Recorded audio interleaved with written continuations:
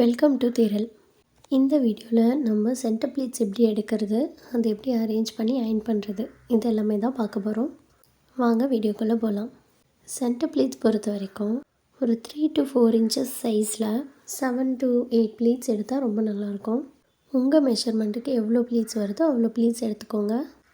Pleats எல்லாம் எடுத்து முடித்த பிறகு டாப்பில் நம்ம எல்லா ப்ளீட்ஸும் அரேஞ்ச் பண்ணி ஒரு பின் போட்டு செக்யூர் பண்ணிக்கலாம். அதுக்கப்புறம் ஒரு 7 to 8 inches ஹைட்டில் கீழே டாப்பில் பின் பண்ணதுக்கு கீழே இன்னொரு வாட்டி அரேஞ்ச் பண்ணி இன்னொரு பின் போட்டுக்கலாம். இது எதுக்காக அப்படின்னா, டக்கின் பண்ணதுக்கு அப்புறமா நம்ம ஒரு சேஃப்டி பின் வச்சு லாக் பண்ணுவோம். அதுதான் இந்த பிளேஸ்.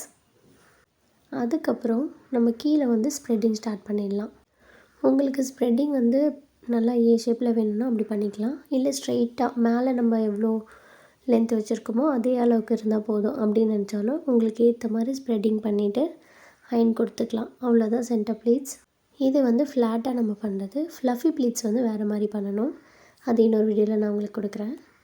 உங்கள் சரியை ப்ரீப்ளீட் பண்ணணுன்னாலும் ப்ரீப்ளீட்டிங் கற்றுக்கணுன்னாலும் திரையில் காண்டாக்ட் பண்ணி டீட்டெயில்ஸ் தெரிஞ்சுக்கோங்க.